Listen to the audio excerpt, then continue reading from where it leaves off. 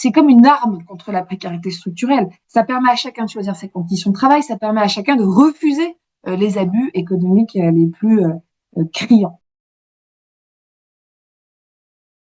Alors, il y a beaucoup de textes en ce moment, on l'a vu, il y a des réformes qui sont annoncées. D'ailleurs, il y a une initiative parlementaire au Sénat qui vise actuellement à réformer le contrat d'édition.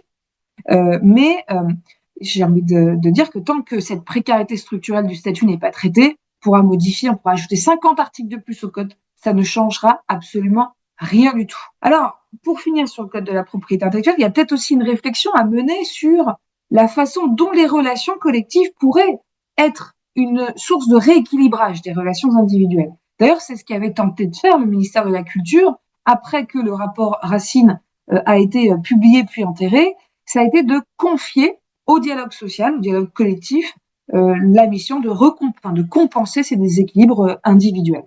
Il faut un corps professionnel, mais ça ne s'arrête pas là, il faut aussi des élections professionnelles, puisque vous ne pouvez pas attendre un rééquilibrage si on ne sait pas qui mettre autour de la table.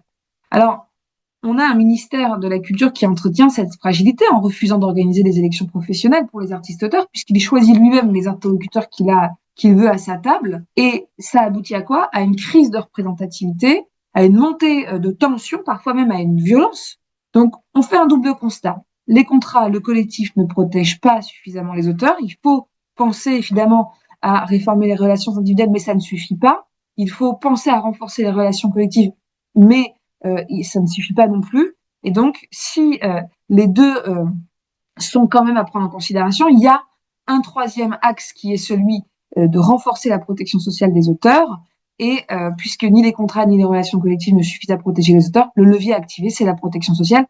Et c'est dans ce contexte que les propositions de loi sur les continuités de revenus apparaissent comme évidemment des avancées bienvenues. L'esprit de ces deux textes est salutaire. Ils introduisent enfin une logique travailliste dans un univers qui est globalement dominé par une logique très patrimoniale du droit d'auteur. Et on voit bien, cette conception patrimoniale, elle ne fonctionne plus quand on voit que les industries culturelles et créatives ont très clairement besoin du professionnalisme des artistes, auteurs et autrices et ont quand même changé les mécaniques de commande des œuvres, d'exploitation des œuvres, de l'esprit.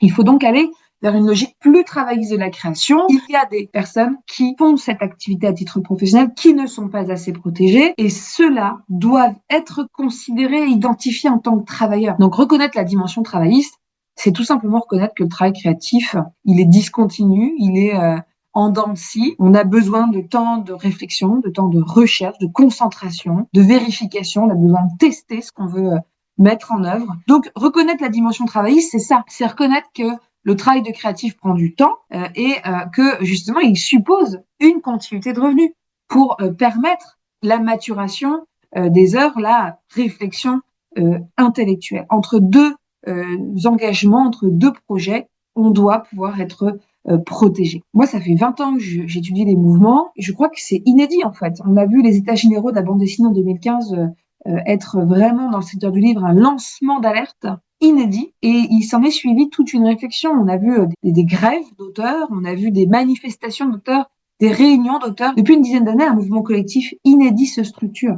Il faut le saluer, c'est un tournant historique. Donc il faut les entendre, il faut saluer leur mouvement de contestation, il faut saluer leur capacité à s'organiser avec si peu de moyens et il faut enfin poser la problématique de la représentation sur la table. C'est comme ça qu'on arrivera ensuite à déterminer le corps professionnel qui pourra parler au nom des artistes autoristes professionnels et commencer à travailler à l'élaboration de normes qui permettent à la fois de renforcer les relations individuelles, qui permettent à la fois de relancer le débat autour de la relation, des relations collectives et qui permettent enfin d'achever complètement le chantier de la protection sociale. C'est tout ce qu'on peut souhaiter pour les artistes autoristes du XXIe siècle.